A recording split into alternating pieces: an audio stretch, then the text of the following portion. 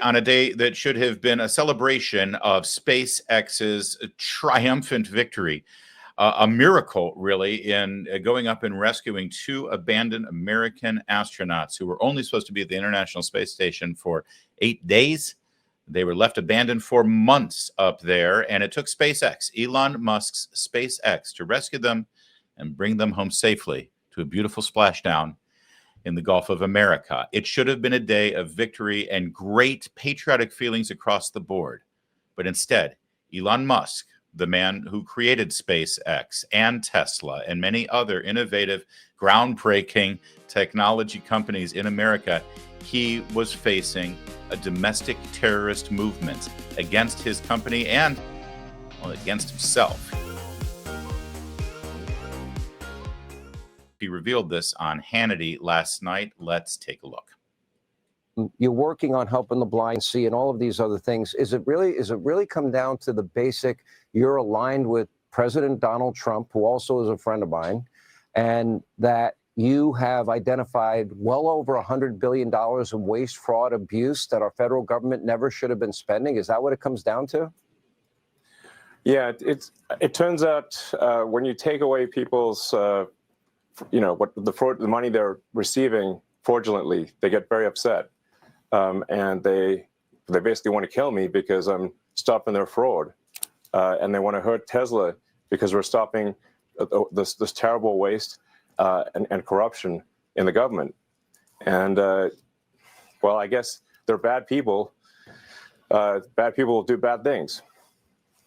Well, I know that overall, financially, in the end, yes, they can hurt you, but the people that they'll end up hurting are the people that work in your dealerships that may risk losing their job. The people that they may end up hurting are the people that work on the line and build the Teslas. They're going to be the ones hurt. And that to me is despicable on their part, just because they might have a political difference or perceived political difference. Yeah, and I... You don't see this from media figures very often, people who deal with the business I'm in, delivering news, information, opinion, and analysis to you. But I want to apologize to you for a minute. And not because I made a mistake or an error or anything, but I remember when Donald Trump put Elon Musk in charge of Doge at the very first week or two of the administration, and all of these attacks on Elon Musk. I sort of celebrated this brilliant political strategy of Donald Trump. You put Elon Musk out there, he's going to be the tip of the spear. He's going to take all of this incoming, and you can't hurt him. You literally can't hurt him. First of all, he's not running for elected office. He doesn't care about losing an election. He's going to make these tough decisions. He's going to do it better and smarter than anybody else can do it. This is something that was promised, by the way, during the campaign. So you're fulfilling that promise. He literally said, I'm going to have Elon Musk do this. At the time, it was along with Vivek Ramaswamy before he decided to run for governor of Ohio. So I said, you can't hurt Elon Musk. He's not running for office. He's literally the richest man on the planet. He's done everything that he's ever wanted to do. He's revolutionized the auto industry. He's revolutionized aerospace. And let's face it, I mean, he's made 15 babies with any beautiful woman he wants. I wish he would marry them, or just one would be nice. But if you look at all of the material things that we here in America and Western civilization, Western culture prize and hold up as the dreams, the epitome of achievement, Elon Musk represents that. And so I foolishly said, well, you can't hurt this guy. Look at this is brilliant. And so Trump still gets done what he wants done, but he doesn't have to take much of the incoming. Instead, all the focus is on Elon Musk. And I really shouldn't have said that, because I lost sight of the fact that this is a human being. I want you to look at his face for a minute. This is the guy who was jumping around on stage and celebrating the campaign and having a blast, right? And celebrating the election victory and celebrating the inauguration. He was happy-go-lucky and just, in the Oval Office with his little son on his shoulders. And look at what they're putting him through. I mean, you just heard him say it. They want to kill me. No one should have to go through this. So I apologize for merely looking at this as some sort of political strategy for Donald Trump or for the Republican Party and losing sight of the fact that this is a human being and they're trying to destroy him in every possible way. And he then told Sean Hannity and, well, all of us exactly what keeps him going and why he continues to persevere through all of this. The average American makes $66,000 a year. We're close to $40,000 in debt. You said to me in our last interview, we won't have a country unless we fix it now. Can you explain why this is so important that we identify all this waste?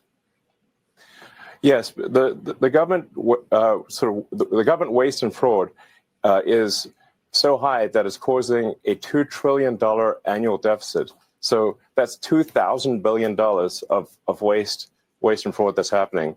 And the cost of our debt has gotten so high that just the interest payments on the debt exceed the entire military budget. And it was just growing out of control. So the country was going bankrupt. It's just, a country is no different from a person. If a country overspends and doesn't spend wisely, just like a person, a country will go bankrupt. So the reason I'm here is because I'm very worried about America going bankrupt due to the corruption and waste. And if we don't do something about it, the ship of America is going to sink. And we're all on that ship. And this may be a message to, people out there who have, are wealthy, have a lot of means, or control companies. It's like, just remember, we're all in ship of America here. If your company is not going to exist if the ship of America sinks, and we should do everything we possibly can to ensure that America is strong for far into the future. And for doing that, or we're all sunk. Exactly. So this isn't about self-interest. It's about him making himself richer. It's about him acknowledging exactly the dire straits our country is in. And because he hasn't run for office, because he's going to be just fine either way, he has some credibility here. He's willing to say the things that no other politician will say, because every time a politician says that, well, then he's ripe for targeting by his political opponents. Because, oh, so you want to cut these goodies that we've given everybody. And the fact of the matter is, well, we need to cut waste, we need to cut fraud, we need to cut abuse.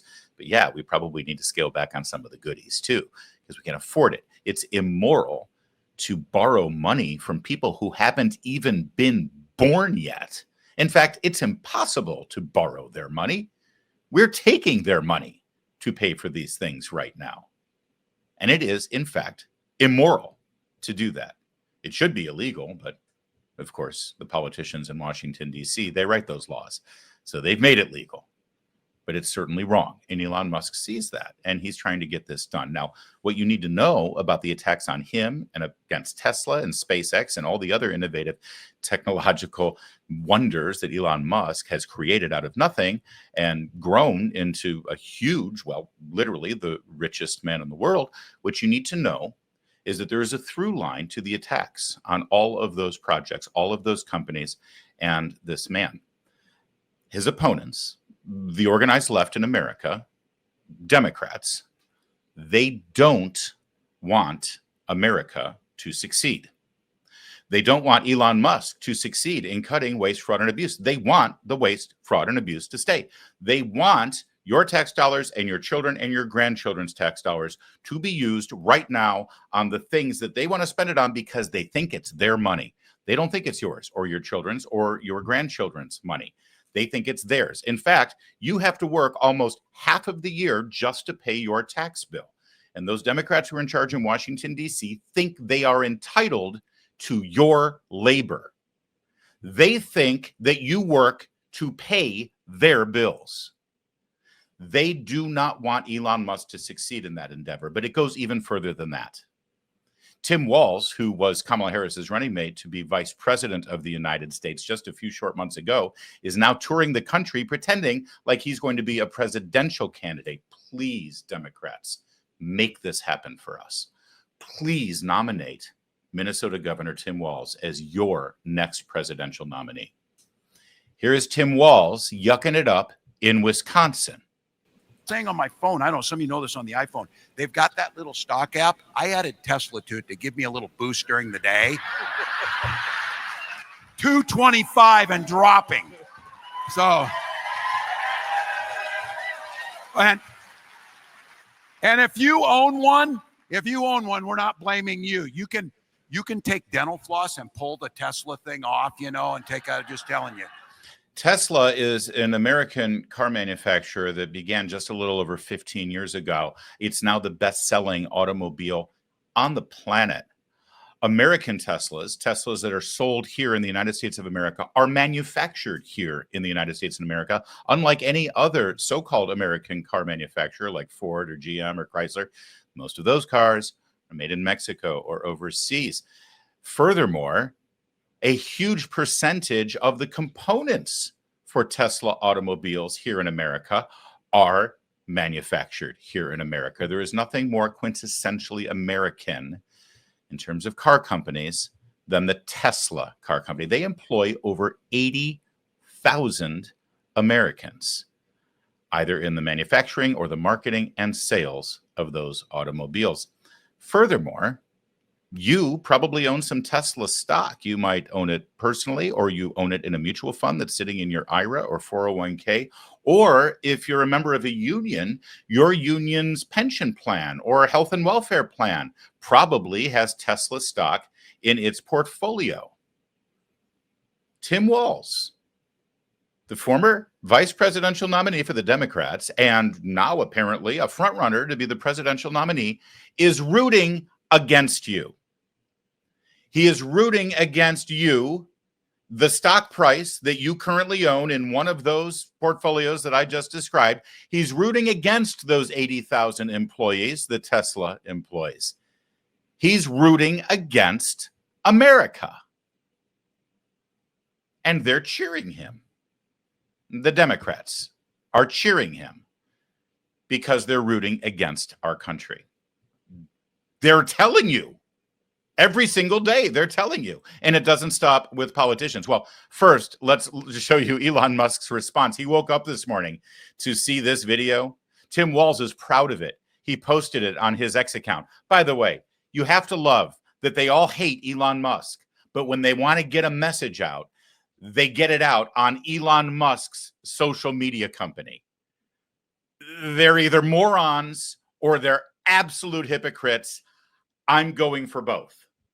As is usual, when I give you a choice like that, it is both. So Tim Walz posts that video of himself because he's really proud of how he's rooting against an American company. And he says, if you need a little boost during the day, check out Tesla stock with a little down graph. Elon Musk's reply, sometimes when I need a little boost, I look at the J.D. Vance portrait in the White House and thank the Lord. I'm glad that he's keeping a good sense of humor.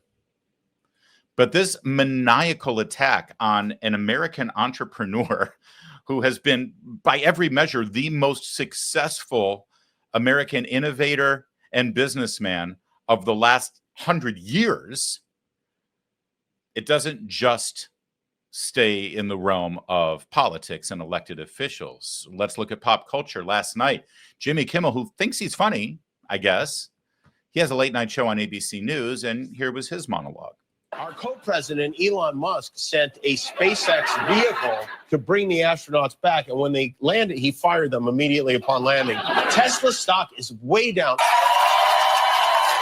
People have been vandalizing Tesla vehicles. Please don't vandalize. Don't ever vandalize Tesla vehicles. And so... yeah, we see what you did. We know what you did.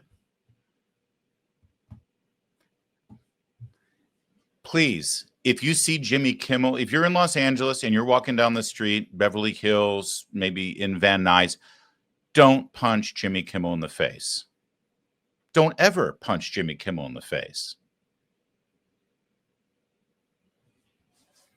I got to thank Derek Hunter, columnist at Town Hall, for that one. That was a good one.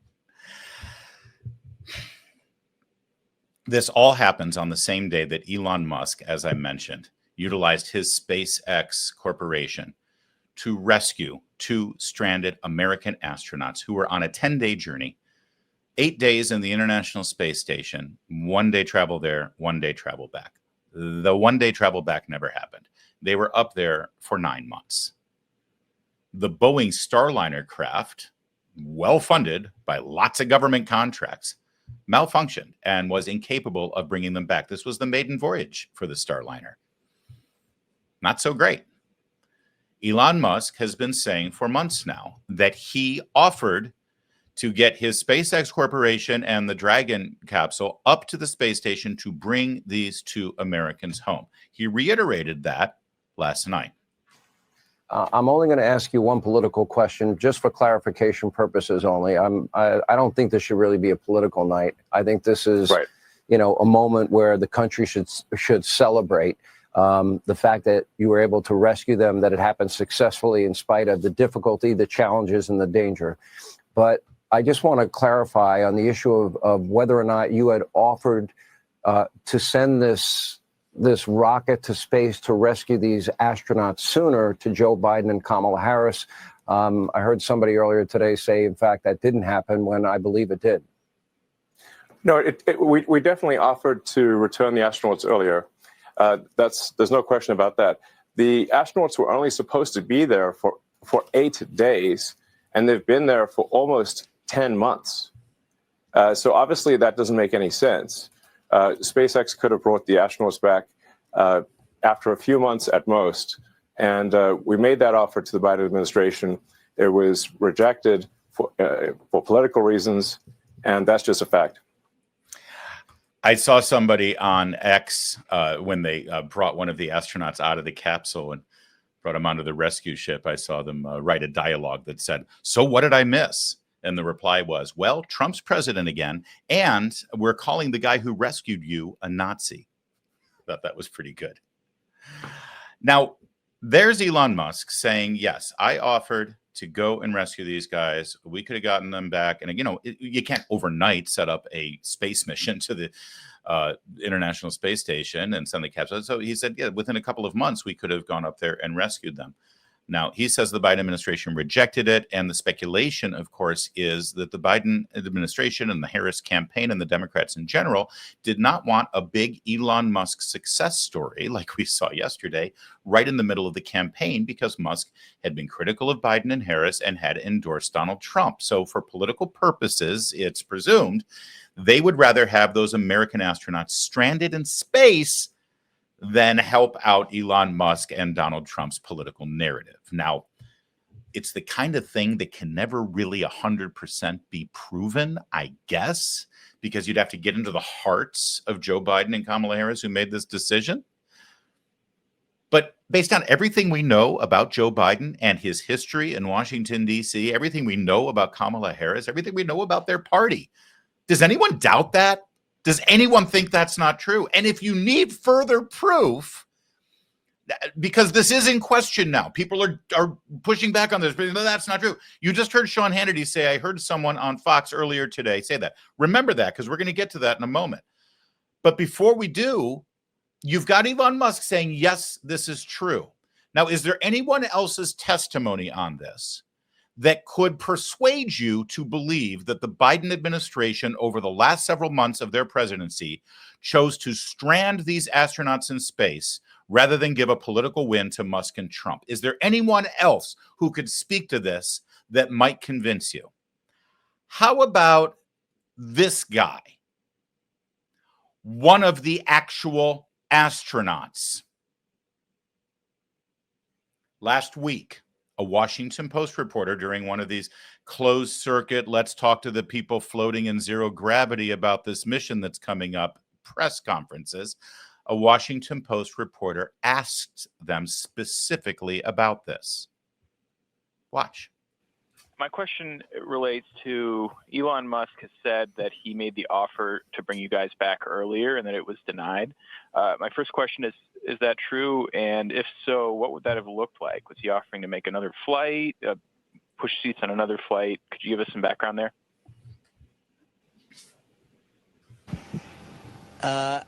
I can only say that Mr. Musk, what he says is absolutely factual.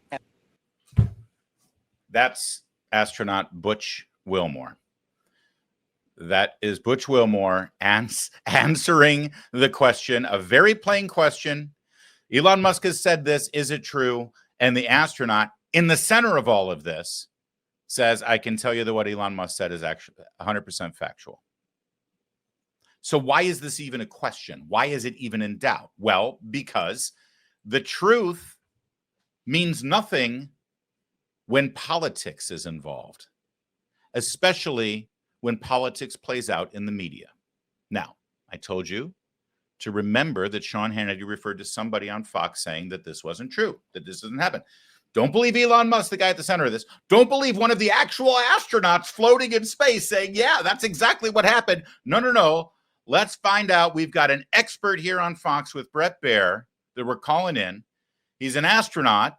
He's not one of the astronauts right now stranded by Biden. No, he's another astronaut. His name's Scott Kelly. Let's see what he has to say. Mental side to it too. Hague, Butch Wilmore. Hey, Brett, before I talk about that, let me say something. I was watching the previous your previous program, The Five, and they're talking about abandoned and they were stranded by President Biden.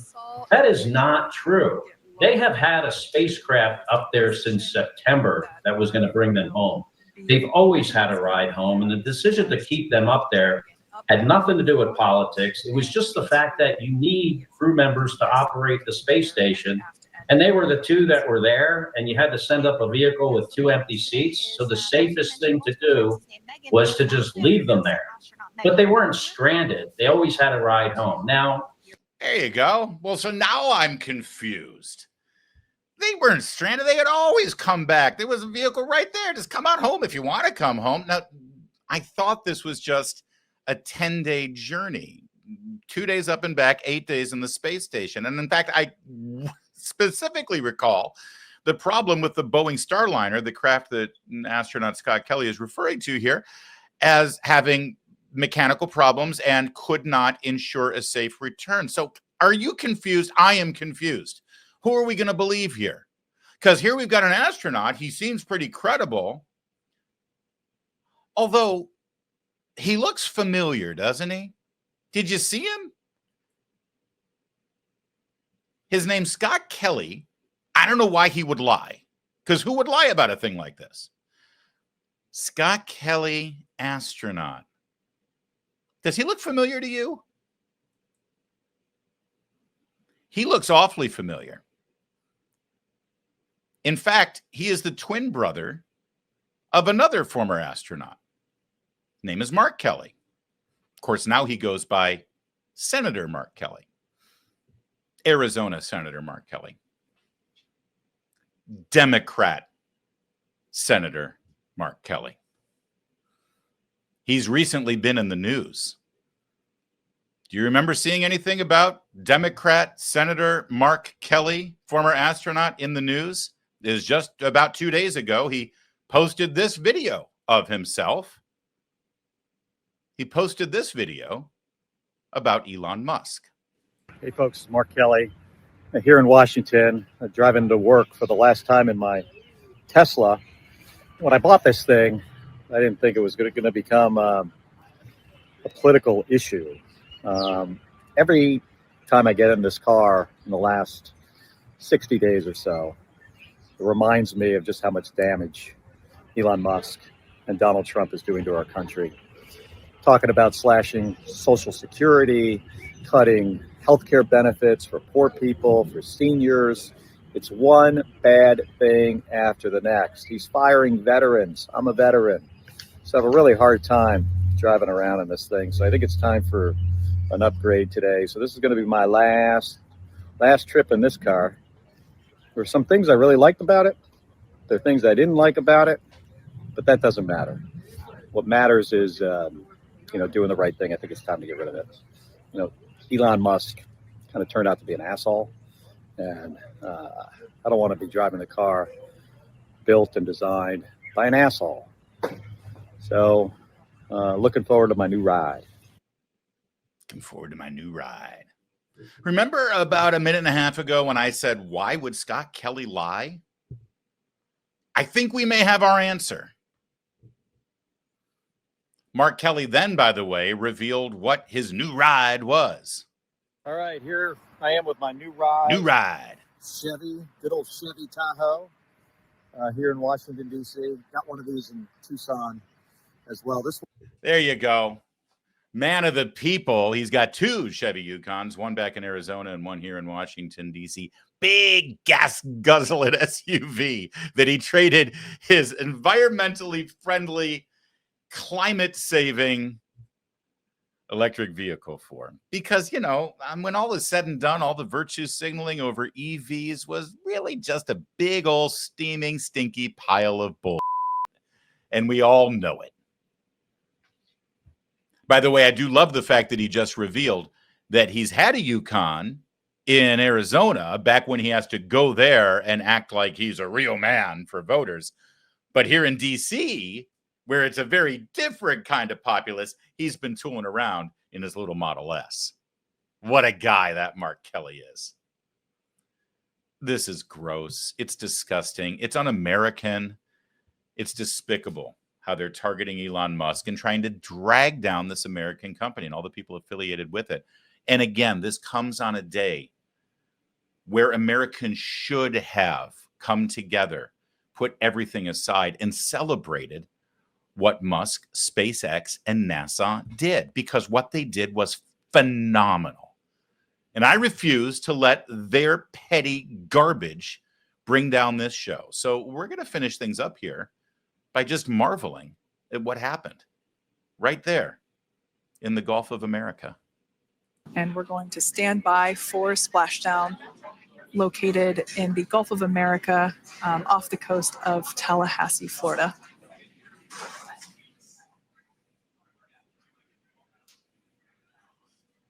And splashdown. Crew 9 back on Earth.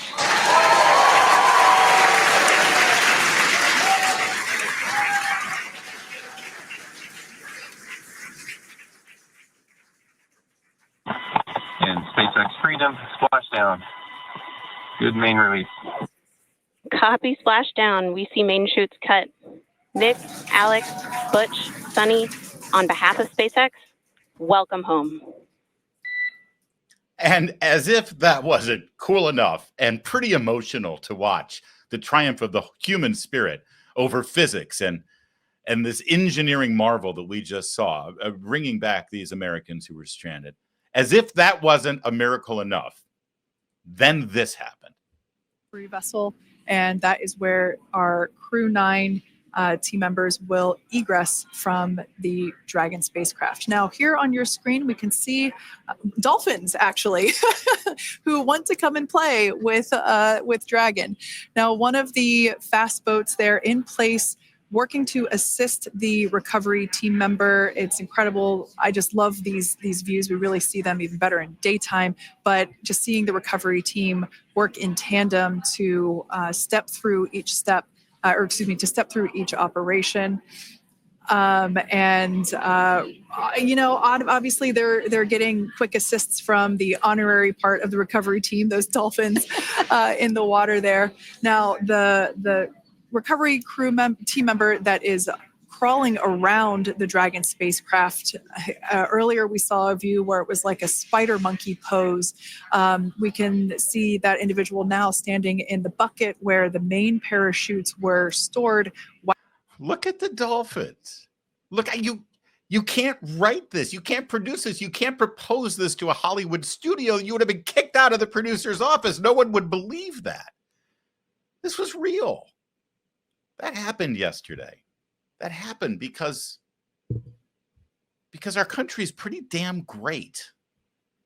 And I refuse to let these maniacs on the left, from Tim Walz to Jimmy Kimmel to the Kelly brothers to all of them, I hate how they try to drag us down. I hate that they root against us. And I'm not going to let it happen. When you look at the news events of the day, embrace the dolphins. Embrace the positive, go toward the light, and don't get dragged down by their darkness, because there's no turning back from it.